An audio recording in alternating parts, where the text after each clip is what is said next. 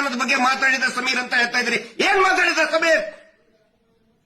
ಹಿಂದೂ ದೇವಸ್ಥಾನ ಹಿಂದೂಗಳದ್ದೇ ಇರಬೇಕು ಅಂತ ಹೇಳಿದ ಅವನು, ಹಿಂದೂಗಳದ್ದು ಅಲ್ಲ ಅಂತ ಹೇಳಿಲ್ಲ. ನಾಚಿಕೆ ಆಗ್ಬೇಕು ನಿಮಗೆ.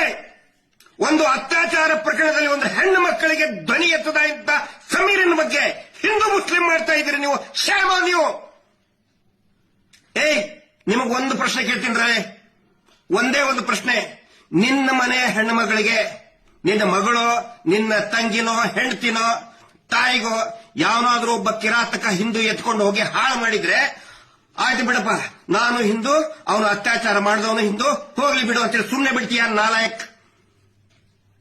ಒಬ್ಬ ಮುಸಲ್ಮಾನ ಹೆಣ್ಣು ಮಗಳನ್ನ ಒಬ್ಬ ಮುಸಲ್ಮಾನ್ ಕಿರಾತಕ ಎತ್ಕೊಂಡು ಹೋಗಿ ಅತ್ಯಾಚಾರ ಮಾಡಿ ಹಾಳು ಮಾಡಿದ್ರೆ ಆಯ್ತು ಬಿಡಪ್ಪ, ಮುಸಲ್ಮಾನ್ನೇ ಮಾಡಿದ ಬಿಡು ಅಂತ ಯಾರಾದ್ರೂ ಸುಮ್ಮನೆ ಬಿಡ್ತಾರ? ಕ್ರಿಶ್ಚಿಯನ್ರಿಗೂ ಕೇಳ್ತಾ ಇದ್ದೀನಿ, ಜೈನ್ರಿಗೂ ಕೇಳ್ತಾ ಇದ್ದೀನಿ, ದಯವಿಟ್ಟು ಈ ಸುಳ್ಳು ಸುಳ್ಳು ಪೋಸ್ಟ್ ಹಾಕ್ತಾ ಇರುವಂತ, ವಿಷ ಉಗುಳ್ತಾ ಇರುವಂತ, ಹಿಂದೂ ಮುಸಲ್ಮಾನ್ ಅಂತ ವಿಷ ಉಗುಳ್ತಾ ಇರುವಂತ ಪೋಸ್ಟ್ ಗಳನ್ನ ದಯವಿಟ್ಟು ನಂಬಬೇಡಿ.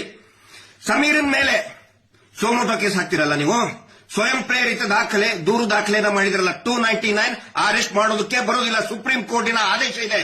ನಿನ್ನೆ ಪೊಲೀಸರು ಬಂದು ಅರೆಸ್ಟ್ ಮಾಡಕ್ ಬಂದಿದ್ರಿ. ಈ ಕೋಮು ಗಲಭೆ ಎಬ್ಬಿಸ್ತಾ ಇರುವಂತ ಫೇಕ್ ಅಕೌಂಟ್ ನಲ್ಲಿ ಹಿಂದೂ ಮುಸಲ್ಮಾನ್ ಮಾಡ್ತಾ ಇದಾರಲ್ಲ, ಅವ್ರ ಮೇಲೆ ಯಾಕೆ ಸೋಮೋಟೋ ಕೇಸ್ ಇವತ್ತಿನವರೆಗೂ ರಿಜಿಸ್ಟರ್ ಆಗಲಿಲ್ಲ ಅನ್ನೋ ಪ್ರಶ್ನೆಯನ್ನ ನಾನು ಕೇಳ್ತಾ ಇದ್ದೀನಿ.